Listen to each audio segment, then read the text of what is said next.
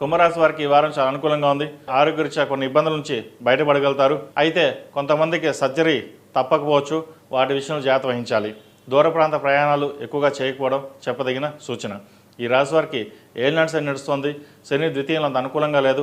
కుటుంబ కలహాలు ఎక్కువగా ఉంటాయి.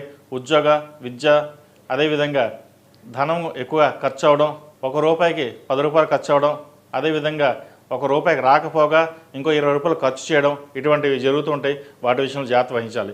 ఏదైనా సరే మన కర్మానుసారం, మన కర్మకి మనమే బాధ్యులు ఉంటాం. ఒక్కొక్కసారి మనం చేసిన పాపకర్మలే ఈ రోజున అనుభవిస్తామన్న బాధ కూడా ఎక్కువగా ఉంటుంది. ఏదైనా సరే గోదానం చేయండి. గోవుకి ఆహారంగా కానీ ఏదైనా ఉలవలు అవి పెట్టడం చెప్పదగిన సూచన.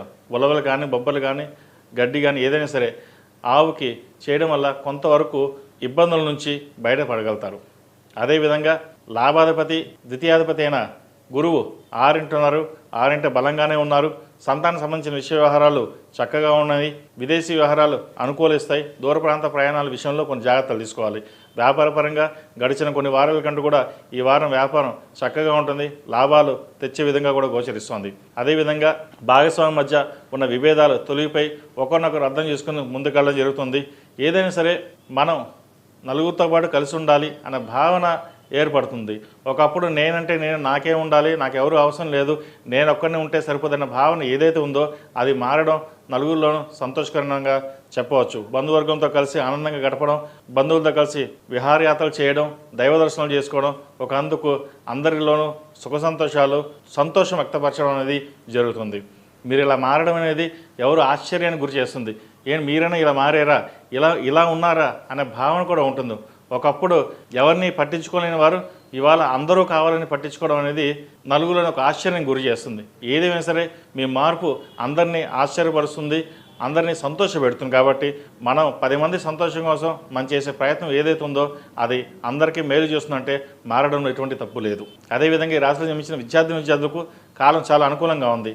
ఏలినాటి శని నడుస్తున్న జన్మరాశిలో రాహు బలంగా ఉన్నాడు. సప్తమంలో కేతు బలంగా ఉన్నారు. అదేవిధంగా చతుర్థాధిపతి, భాగ్యాధిపతి అయిన శుక్రుడు అష్టమంలో ఉన్నారు. దూర ప్రాంత ప్రయాణాల విషయంలో కొంచెం జాగ్రత్త వహించాలి. కోర్టు కేసులు కాస్త ఇబ్బంది పెట్టే విషయం ఉంటాయి. వాటి విషయంలో కొంచెం జాగ్రత్త వహించండి. ఈ రాశిలో మించిన స్త్రీలకు వృత్తి ఉద్యోగాల పరంగా, వ్యాపార పరంగా సానుకూలంగా ఉంటుంది. చేసే పనిలో కష్టం ప్రత్యక్షంగా కనిపిస్తుంది. గడిచిన వారాల కంటే ఈ వారం చాలా లాభాలు వచ్చాయి. సంతోషంగా ఉందని వ్యక్తపరుస్తారు. ఇది ప్రతి ఒక్కరు బంధుమిత్రులతో కలిసి ఆనందంగా గడుపుతారు. దైవదర్శనాలు ఎక్కువగా చేసుకుంటారు. ఏదైనా సరే నలుగురితో ఉన్న ఆనందం వేరు అన్న భావన ఏర్పడుతుంది. ఒకప్పుడు మనం ఒక్కలే ఉన్నాం, మనకు ఎవరు అవసరం లేదనుకున్న మీ భావన ఏదైతుందో అది మార్చుకోవడం కూడా ఒక అందుకు మంచిదే అని చెప్పవచ్చు. ఏలినాటి శని నడుస్తున్నప్పుడు కొన్ని అలా జరుగుతుంటాయి, కొన్ని ఇలా జరుగుతుంటాయి. ఏదైనా సరే ఏలినాటి శనిలో మనకంటూ జీవిత గుణపాఠం నేర్పించింది అనే భావన ఏర్పడుతుంది. మొత్తం మీద గడిచిన కొన్ని వారాల కంటే ఈ వారం వీళ్ళకి చాలా అనుకూలంగా ఉంది. ప్రతిరోజు ప్రతినిత్యం ఓనమి శివతులతో దీపారాధన చేయడం, అదేవిధంగా అఘోర పాశుపత హోమం చేయించడం చెప్పదగినది. ఎందుకంటే ఏలినాటి శని నడుస్తుంది. ద్వితీయంలో శని వీళ్ళకి అంత అనుకూలంగా లేదు కాబట్టి, కుటుంబ పరంగా చిన్న డిస్టర్బెన్స్ ఉంటుంది కాబట్టి వాటి విషయంలో అఘోర పాశుపత హోమం చేయించడం, శనికి తైలాభిషేకం చేయించడం, జపం చేయించడం చెప్పదగిన సూచన.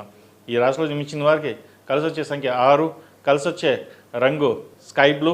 ఏదైనా పని మీద బయటకు వెళ్ళేటప్పుడు ఆదివారం కానీ శుక్రవారం అడిగిన వెళ్ళండి. మంచి ఫలితాలు సంప్రాప్తిస్తాయి. తదుపరి మీనరాశి.